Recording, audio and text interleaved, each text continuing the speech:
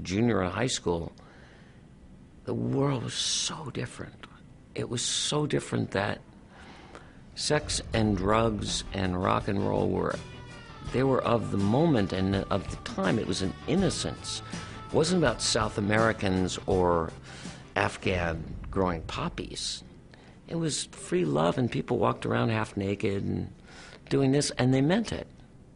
You know, I mentioned John Lennon before. He did a bet-in. The United States government tried to get him deported. The media destroyed him. They viewed him as a pariah, you know, and all he was saying is, I'm doing this for the purpose of stopping war.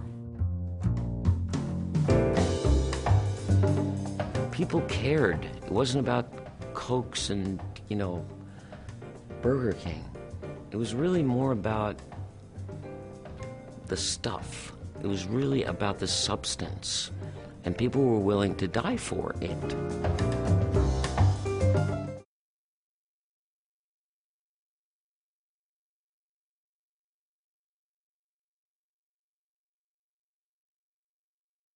We were just getting it Working together. in construction. My mom and dad. Dances, but like Going up. Hi, this is David Cassidy. Please join me as I continue talking about those deep, dark secrets on Unscripted.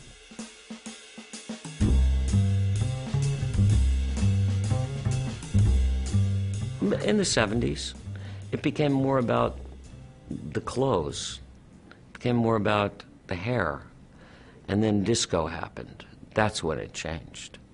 It all became about the bass drum. Thump, thump, thump, thump. And it was no longer about anything political. It was about let's sweat. You know, The Last Dance. I mean, you listen to all of the songs. Love to Love You, Baby. And it was all about that. Do a little dance, make a little love, get down tonight. That's when it all changed. It all became very superficial.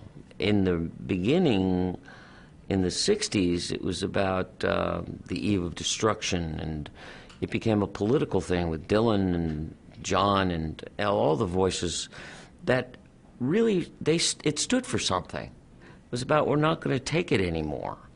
You know, you're making us go and die in a war that, you know, it was the generation right before me, guys that were older than I. When I was in high school, they were in college. It changed the world, you know, Kent State and Tin Soldiers and Nixon coming. I was still in high school. They were older than I am, but they were very influential, and people cared. It wasn't about Cokes and, you know, Burger King. It was really more about the stuff. It was really about the substance, and people were willing to die for it, not to go and die for something that they didn't believe in and believed it was wrong. And that's why I'm still a hippie at heart. I really do have a political ideology that's still very much that way, that social injustice, being manipulated by our government when we are, going into Iraq without any license to do so or approval to do so. I don't know why these people aren't being prosecuted. People that made those decisions. To have young boys and brothers and sisters and children dying. I don't know why. In the 60s, they would have been. Believe me. They would have taken them to task. It's not acceptable. I love to entertain people. I love to perform. And knowing I had millions of people everywhere that loved me, that loved the music and cared. And I love to play. I just love to play. I still do more than ever. No, they were too important to me. Honestly, they were, knowing that there were so many people that had these grand illusions about me and distorted because of the media, etc. But they looked up and looked forward to seeing me. I could never get sick. I had to go out, and when I was vomiting and being terrible, feeling horrible, I'd work all day, all night, and then fly on the weekends and do shows. No, they're the reason I am where I am today. Otherwise, when you become a really big star, and if you don't then sell tickets, it's vanilla ice, thank God I was never a one-hit wonder, but unless you have people who support you, who continue to support you, you're pumping gas, man. No one could ever understand. John could understand. Paul could understand. Michael Jackson and I had a conversation. You can't compare eras. What was it like in 1930? So I don't know, but I can only say that there are a handful of people that experienced that kind of adulation, fame, and hysteria that people don't experience anymore because there wasn't video when the Beatles were around, or I was around, or Elvis was around. Count Basie. I'm looking at all the people that played that, when they were young, they were really successful, and fortunately, people came with them.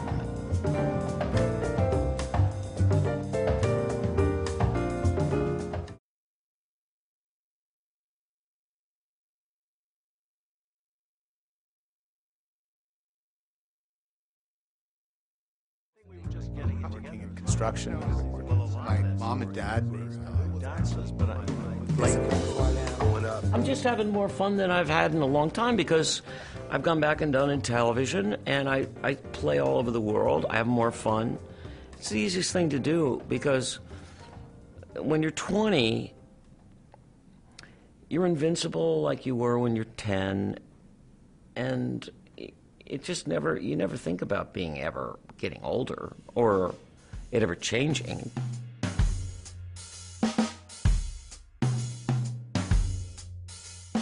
Because it doesn't. You're there. And did I appreciate them? Yeah. But there's no way any human being, I don't care who they are, can be 50 when they're 20. So you can't have the kind of foresight to say, I know I'm going to appreciate this a lot more when I'm 50. So that's what it is for me. I have more fun now than I've ever had because I appreciate it more. It's just a product of my years I've spent. And people, the amazing thing is people always talk about your age. When I was 19, they'd talk about how young I was. When you turn 50, they'd talk about how old you are and how long you've been doing it. And I just keep looking at it, kind of scratching my head going, gee, I don't know. Jagger, McCartney, all those guys are in their 60s and well into their maybe close to 70 now. I don't know. Doesn't matter, does it? I don't know. Are they good still? Yeah. Do they love what they do? I guess. I do. Fortunately, I'm not 60 yet, but I will be, and hopefully I'll be 70 and 80. Still doing it. B.B. King, I'm looking at some of the greats that I loved. Count Basie. I'm looking at all the people that played that, when they were young, they were really successful. And fortunately, people came with them, and the music was still good. It's never been about the money or the fame for me, ever. I had a lot of money and a lot of fame as a result of what I do. Now people just want to be famous and rich. It's not about what they do. I don't know. What does Paris Hilton do? I have no idea. She's rich. I could give you a handful of people and go, what do they do? What do they do? They're just celebrities now. It's way more important to be a celebrity now than it is to do something well. It's way more important to be on the cover of magazines or in TV or on Entertainment Tonight, all these various entertainment shows. It's more important to the general public, and I assume to the business. I have no interest in it, and which is why I'm rarely involved in it. My daughter is 22, and she's becoming a very good actress and a very well-respected actress, and probably is going to be a very big star. Her name is Cassidy, and she's one of the stars, if not the star, of the new Melrose Place. And I'm really proud of her because she took the high road, which is it's about the work. If you do good work, all the rest of it comes. If you write good plays, if you direct good movies and television or plays, if you act in good pieces and you're good, it just happens that way. Look at the history of our business. It's the people that are really talented and who work at doing something well in any business that get there. It's not about how pretty you are when you're 20, because eventually you're going to be 30 and 40.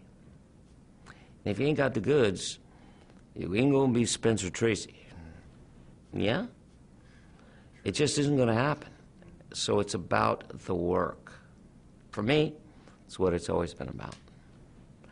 The money and the fame will come if you do good work. And that's been my attitude from day one, and that's all I pursued. Never did a job for money. Did it because I wanted to do the work. And the more opportunities I get to do things that people don't expect me to do, that they don't know I can do.